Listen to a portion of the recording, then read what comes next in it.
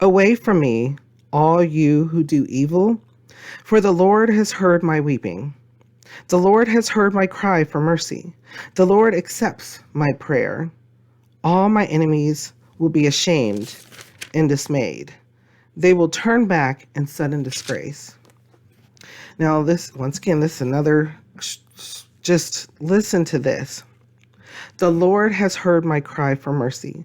The Lord accepts my prayer. So here is David crying out to the Lord. O Lord, do not rebuke me in your anger. Now,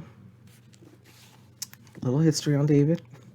David was a sheep herder, right? He had faith in the Lord. Very, very strong faith in the Lord. He walked with the Lord. He had a relationship with the Lord. He was human. He did, he had something. She was called Bathsheba. And how he obtained that, unfortunately, was not good. Not good.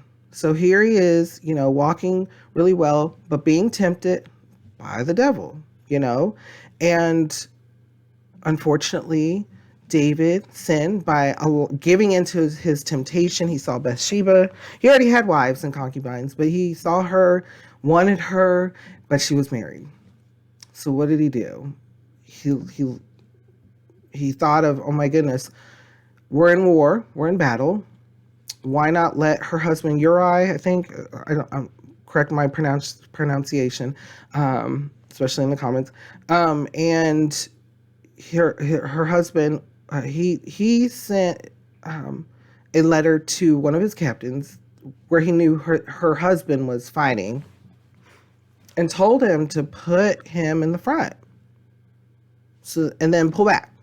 Put him in the front and pull back from him so that he could die in the heat of battle. Similar to murder. It was like a plot and planning. And it didn't go unnoticed. The Lord saw, you can't hide anything from the Lord. You may try to plot and plan your way out of it, or it's not going to happen. The Lord knows all, and He sees all. So, but we get blinded. We get blinded by our greed, lust, what have you. My goodness, sin is just one of those, we feel like it's an easy button. It's a way that we can get something done or accomplished, or we can get one up on somebody, whatever, revenge, taking things out on somebody, trying to have power or authority when we don't actually have any. Just sin is sin, and all of that leads to death. So here he goes, unfortunately doing this thing. Her original husband ends up passing away. As soon as the news comes back, he's like, yes, come on up, Bathsheba, come on up to the palace. And shortly around the same time, he gets a visit by a prophet saying, excuse me, the Lord, I'm just paraphrasing. He ended up having to choose. I believe this is when he had to choose. Correct me if I'm wrong. One of the three disciplinary actions, right? And so, which caused a lot of grief because he was the leader. And he made an incorrect decision, and it cost a lot. It cost big time. And it goes to show, sometimes even, and I know this is going another path too, going with leadership, when being held responsible, and sometimes that responsibility, becomes a huge burden, and if it ends up wrong, it becomes devastating. So think about that too. If you were to take on a leadership role, be mindful. Seek the Lord's advice at all times, prayer, reading, etc. Having your walk with the Lord. If you know someone that is of leadership, you may want to pray Pray for them. Pray for uh, having to be under that leadership, um, because the Lord is all great, almighty, and all powerful. He has the keys to everything. He can remove people from power, and he can place people into power. He has all power, all glory. And so lean into the Lord, right? And so he's going back to David. Here's David. Yes, he may have some humanistic things, but he knows he has trust and faith in the Lord, and he understands that he may have done wrong, but he's asking the Lord, his Redeemer, for assistance, for help. And he knows that, and he says right here, the Lord has heard my cry for mercy. The Lord accepts my prayer. And so that's another thing, point number 45, that we can do when we are in suffering, when we are in pain, when we are in hurt, or even when things are successful, or we need something, or we want something. We can pray to the Lord, and we can know that the Lord accepts our prayer.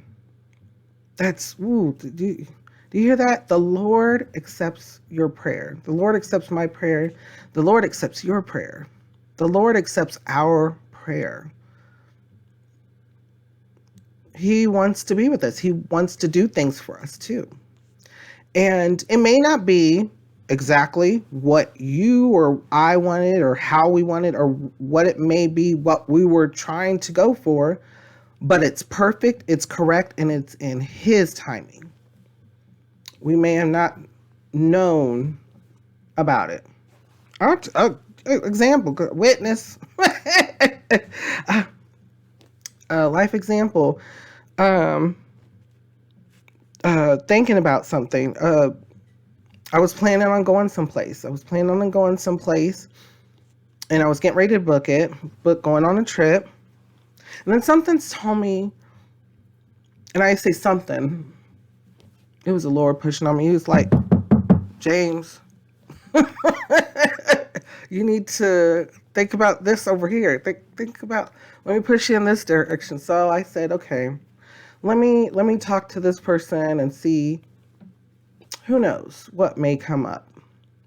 And, I had a budget.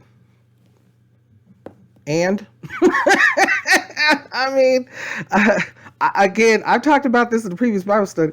I don't have nobody do it. Like, there is no makeup here. There is no, there is no, I edit, everything what I can. There's a lot of not editing, as you can see. It's like live almost when it comes to these recordings. But I was like, okay, can you check this other place out? And it was a travel agent, right? Really good friend. May the Lord bless her and her family. Continually. Man, just pray for everybody. Pray.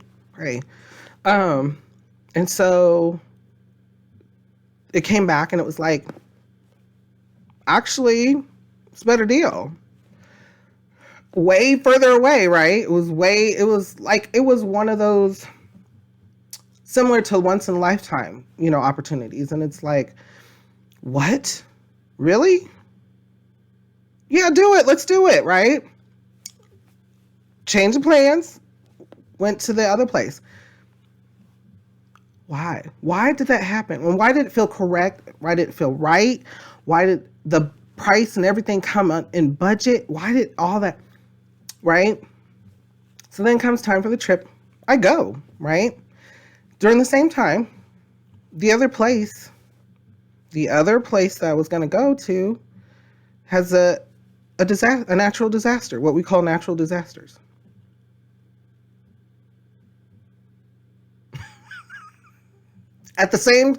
I was over there.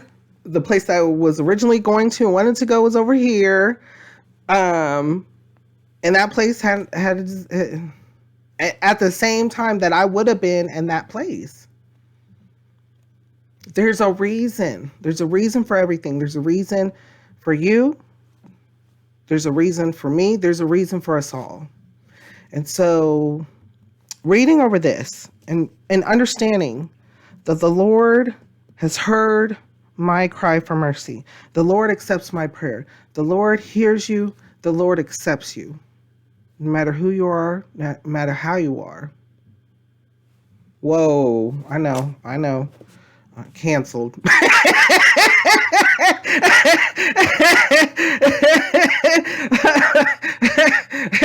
Because we'll get to the New Testament, because there's just one thing. There's just one thing, and it's just simply amazing. But hey, there's just one thing, and it's hard to wrap our heads around it too. It's like, but.